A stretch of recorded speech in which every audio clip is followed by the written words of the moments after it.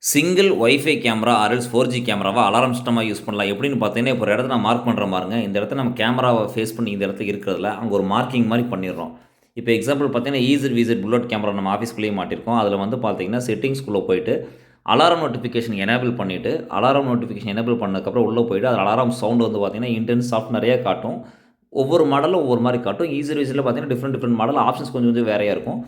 Intense sound குடுத்துட்டு next notification schedule பண்ணி வச்சுட்டோம்னா, நைட் டைம் ஷெட்யூல் பண்ணா, நைட் மட்டும் வாட்ஸ்அப் அதாவது வாட்ஸ்அப் மெசேஜ் வர மாரி இந்த அப்ளிகேஷன் நோட்டிஃபிகேஷன் மெசேஜ் வரும்.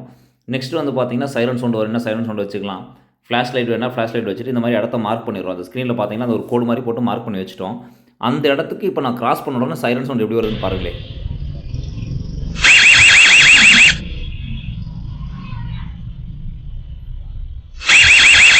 பாப்பா கிராஸ் பண்ண உடனே பார்த்தீங்கன்னா, சைரன் சவுண்ட் வரும்.